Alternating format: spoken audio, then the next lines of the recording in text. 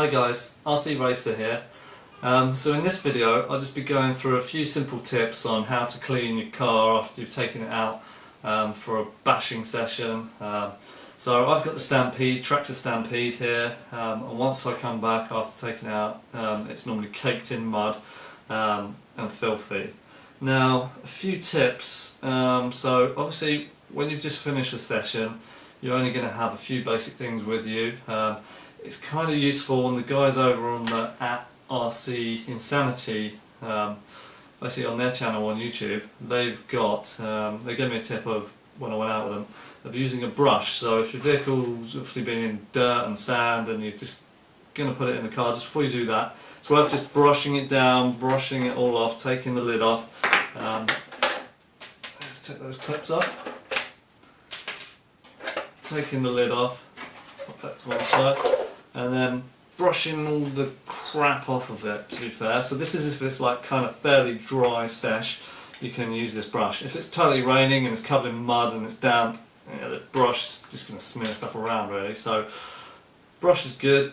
I'll just use any old, this is a household paintbrush, but some other various brushes. These ones are like goat hair, and that one. So that's the basics there. Kind of self-explanatory really, but when I started I didn't have a clue how to clean it. So the next step is when you get home is to obviously want to wash off the crap really. So I stick mine under the hose and just give it a quick rinse and it gets the main bulk of all the dirt off of it. Or you could put it under the shower head and just wash it in the shower into the bath, and do it that way if you don't have a hose pipe out in your backyard, or if it's dark outside and it's winter.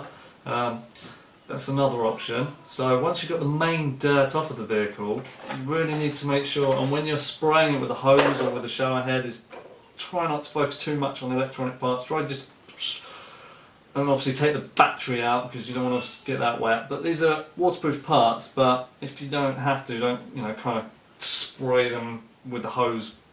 Just try not to just spray around them, and the wash will just get most of it off. Once you've washed it down, you really want to shake your vehicle rigorously to sort of get all the remaining drips and damp off of it. Following on from that, you can use a cloth just to then sort of get the majority of the water off. After that, once you've got the water off and you've got your vehicle sort of pretty dry, you then can use the brush technique again to just kind of get all dirt out of all the places on it.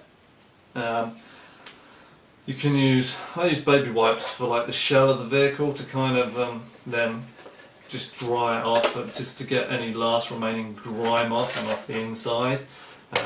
They work well. You've got a pack of them there. Once you've done that and you've got the majority of it clean, what you want to do is kind of get that vehicle dry. You can use a hairdryer on low heat. This isn't mine, I stole it off the wipe. So you can use a hairdryer on low heat and just go over the vehicle. Don't melt any parts, so keep it low. And obviously if it's wet, don't mix obviously electricity and wet with the hairdryer. You don't want you electrocuting yourselves. So do that, or you can have, if you've got a heat gun, put that on low heat and go over the vehicle. You can, it's just to sort of dry it out again, turning the vehicle over and shaking it, keeping it dry. I don't tend to use the hairdryer, to be fair, I just kind of let it dry indoors somewhere warm. Next step after that is you've got your vehicle dry, you've got most of the mud off of it. I find with the tyres it's easier just to take them off to get to the parts inside, and also to wash the tyres under, like, you can wash them down under a tap or something like that, but be careful not to get water in your tyres, because once you get water in there it can stay, it's really hard to get out, and also it can eventually mould and then the tyre sort of disintegrates over time. So yeah, points with that, just try not to get water inside your tyres. Get your tyres nice and clean. And just really get in there, use a toothbrush to get in really fine places.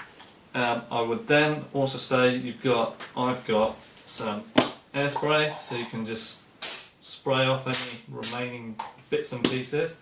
And then last of all is I've got another toothbrush and WD-40.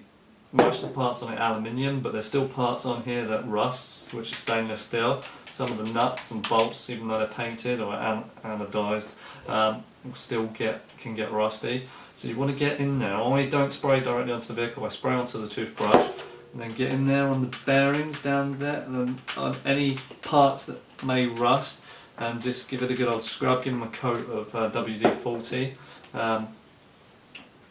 Also on some of the bolts, you'll notice if you don't do this, you'll get sort of rust on some of the steel bolts underneath. But just get in there and put WD-40 coat on there, and it just stops it rusting, and on some of the nuts and stuff like that. It's just a good tip. I find that one works well. So yeah, sparingly, you can use something else, but I use that. Then I guess what you're going to want to do, so WD-40 it up, done all your air spray stuff. My mind's gone totally blank, but what would I do then? So just get a clean vehicle, put it back together, keep it in the house somewhere warm. Pointers, I would say, not every session, but after a good couple of weeks, if you've been out and about bashing, and it's really, you get mud in areas that you don't actually aren't visibly on display. So for instance, inside the gearing here, you take this off, you've got the gear spur, and you'll get, I took it off after a few weeks, and you've just got dirt and grit in there, and you don't want that going in between your motor and your gears and all clogging up. And also you can get water in there, even though it's waterproof, or supposedly, they still get water in it, and that can get some rust on it. So again, WD-40, a small brush, get in there on the gear, on the cog, the metal cog, stop that from rusting. Yeah, and any other parts that you potentially can take apart, you can do so. You don't have to do it every week, but just once in a while, just to make sure that you haven't got excess crap or dirt, stop saying crap, in the vehicle. And that's pretty much it, really. It's just tips that I didn't know, and I've picked up along the way with some help and advice and from other people, to keep your vehicle in a good functional sort of, I say functional, if you crash it, you're going to crash it, I can't help you there, and break things, but a cleanish state. Some other pointers, I keep mine in a rucksack when I take it there, and I take it clean, and then when I come back it's covered in mud, I won't put it back in that rucksack. I will put it in the back of the car. Another idea is, like, I know some of the guys at RC Insanity use a plastic sheet, tarpauling, so you can put that down in the boot, put the car on that till you get home, clean it off, so when it next goes back into your bag, it's in a clean condition. Yeah, that's pretty much it, really. So if you've got any questions, let me know. But yeah, happy racing, and I'll see you on the next video. This is RC Racer here. Take it easy.